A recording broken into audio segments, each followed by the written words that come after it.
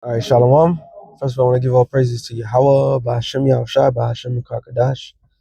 Double honor to the apostles and elders of Great Millstone. Salutation to all the brothers and the few sisters out there. Onto this life foreigners. I want to see the Abraham, Isaac, and Jacob Shalom in the Hebrew, which means peace. It's going to be a quick show, Lord willing, your brothers to edify. Through the spirit of Yahweh, Ba'ashem Yahushai. It was, well, I be candid. I had another dream that was very kind of prophetic. It was prophetic. So, in this dream in particular, I don't know how it started, but no, I know how it started. So I was just standing there, and some Edomite came in and bumped into me, like he moved his shoulder, and like he bumped into me, and then he wanted me to apologize. I was like, I ain't fucking apologizing for nothing. And then I got arrested. So I got arrested, and immediately after I got arrested, it's not like I went to jail or anything like that. It was a thing of I didn't get to go home. I was not going home against my will, but I was well taken care of. Like they made sure I was good. It wasn't weird. I understood where it was coming from in this particular dream because then this is why this scripture came to mind. It says Proverbs 16:7. It says when a man's ways please the Lord, he maketh even his enemies to be at peace with him. So yeah, some of us, everything that's written is written for our learning.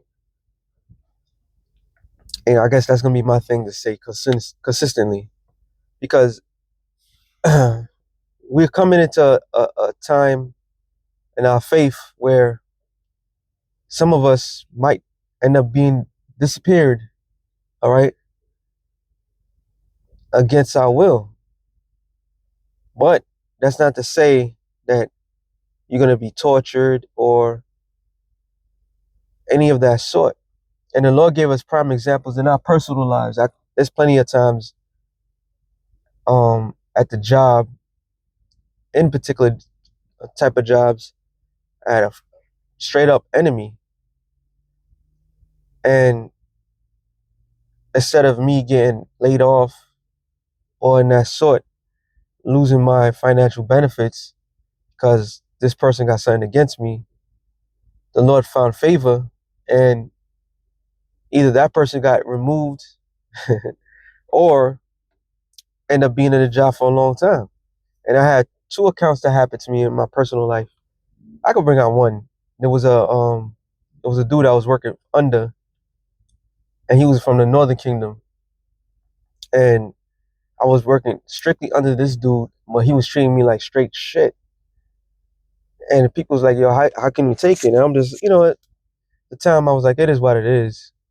But he was talking to me bad, and I didn't put no curse on the man. I didn't ask the Lord anything.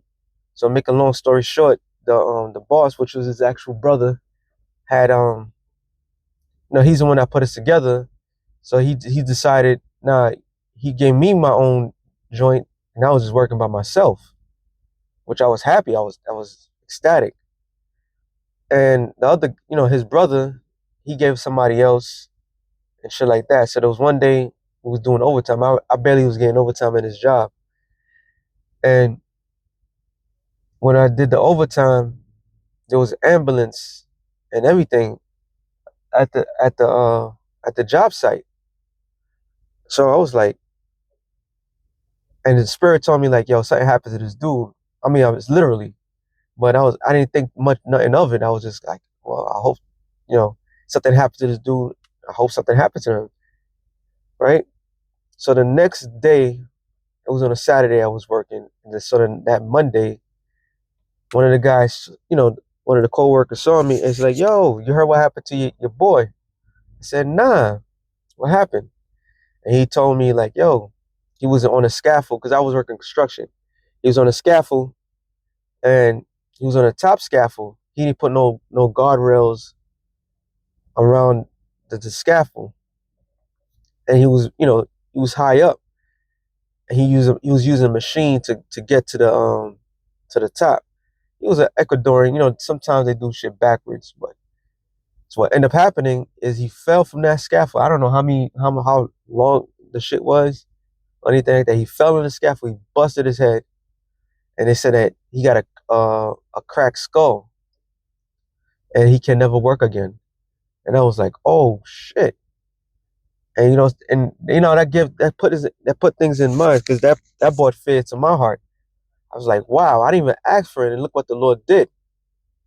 So a lot of times we have prime examples of when somebody does us dirty or in our surrounding, and instead of them coming to try to destroy you or lay you off, whatever, something that do to change your life for the worse, the Lord could find favor towards you. All right. And I was basically, I looked it up too. There's two accounts, but I'm gonna go to this one. All right, it says Jeremiah in jail. So if you all know, Jeremiah was locked up uh, because he spoke against the king. He spoke against the ruling class of Israel. And here it is, the AI overview. I was gonna go to the scriptures, but it's long. It says the prophet Jeremiah was in prison multiple times due to his prophecies, particular his warning for warning that Jerusalem would fall to the Babylonians. He was arrested on suspicious of desertion, beaten, and initially held in a dungeon in the house of the scribes. So he was beaten. Uh, he was beaten, and he was thrown into the dungeon. He was thrown into jail. He was taken against his will, right? And it says in a dungeon in the house of a scribe. Later, King Zedekiah,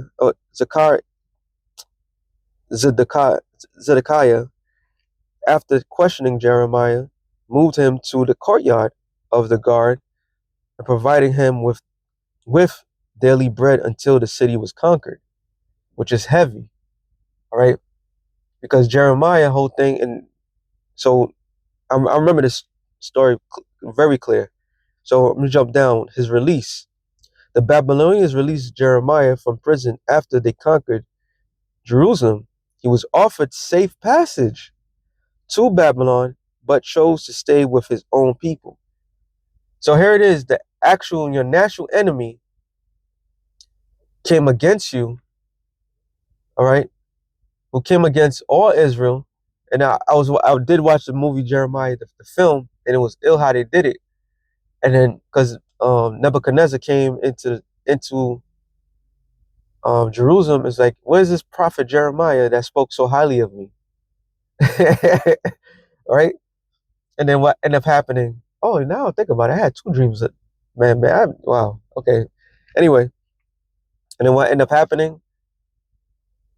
He found favor with the Babylonians, and he was not cast into prison. And his prison time wasn't that long. To say this, to say that is, I'm gonna get this real quick. Revelation 3:10. No, I'm sorry, 2:10. It says, "Fear none of those things which thou shalt suffer. Behold, the devil shall cast some of you into prison." Just because Esau, the other nations, whoever, may put you in a compromising position through the spirit, if that's your lot to be prison and get your head chopped off, that's your lot. But that's not the end all to be all. All right. Everything was written, foretime was written for our learning. Also, I want to quote this real quick. I'm not gonna go through it. I don't make this too long. David. David was killing the Philistines and he was doing all sorts of things. If you read the scriptures, David seek refuge but with the Philistines to be aligned with them because he was running for Saul. All right. And if I'm not mistaken, when he went to present himself, he drooled and he was acting like he was retarded. And it was like, is this David? But yet the enemies of David found favor of David, because they're like, oh, if he did this to us, imagine what he's going to do to Israel. All right. So there's times in the scriptures it was written, everything was written is not a end all to be all. Like even this scripture says it. It says, behold, the devil shall cast some of you into prison, which they shall do, that you may be tried, and ye shall have tribulation 10 days, but thou shalt be thou faithful unto death, and I will give thee a crown of life. All right. So if you find to be faithful unto Yahweh Ba'ashem Yahushai, the Lord is going to present you with a crown of life. But not all men that serve the Lord are going to die in prison or going to get their head chopped off. All right. Because if that's the case, where would the glory of the Lord take place at? You know, the Lord didn't just brought up men out of this hellish world, made them a walking miracle just to forsake them when that time is to come. All right. Let me get this real quick. This is another example. Well, actually, I just quote it. The time when Paul had he had to run for his life. All right. And even the Romans had to interfere from the persecution of the Jews to get Paul. All right. I had it on deck, but I just want to make this quick. So even the Romans had to protect Paul, because Paul was a Roman citizen. He had to be protected from the enemy, from his own people. So there's that example. All right. There's that example. So the Lord has very different outcomes to every brother. Let me get this real quick, and I'm gonna end it off on another one. Mark 9:1. It says, and he said unto them, verily I say unto you, that there be some of them that stand here with you, which shall not taste of death. Let me read it again. I'm sorry. And he said unto them, verily I say unto you, that there be some of them that stand here which shall not taste of death, till they have seen the kingdom of the Most High come with power. And this right here is a reincarnation scripture, because all the disciples which became apostles all had grievous deaths, except for whom? John. And to make even to prove it, that is even talking about now, that the last verse, it says, till they have seen the kingdom of the Most High come with power. So the apostles never seen the kingdom of Yahushua come to power. So that means that they have to be here today. All right. The great men back then have to see it. So some brothers are going to have to give up, the spirit, if that's your lot. Some don't. And even in that set, it's not always that you're going to be tortured. All right. The Lord could find favor for you.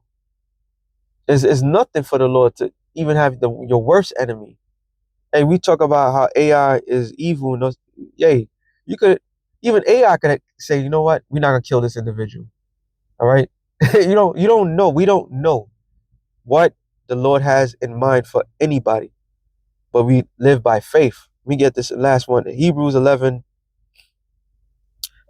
It says, and others had trial and cruel markings. It's talking about the prophets, and others had trial and cruel markings and scourges, yea, moreover, of bonds and imprisonment. So yeah, some brothers are going to be locked up, some brothers are not. They were stoned and they were sawn asunder. That was a brutal death. That was Isaiah, I believe. Were tempted, were slain with the sword. They were they wandered about in sheep's skins and goat skins, being destitute, afflicted, tormented. Of whom the world was not worthy, they wandered in deserts and in mountains and in the dens and caves of the earth. And these all have obtained a good report through faith, receive not the promise, The Most High have proved them, have proved some better thing for us, that they without us should not be made perfect. So without these things that took place in the past, we could never be perfect. So with that being said, shalom to the elect of the nations of shalom.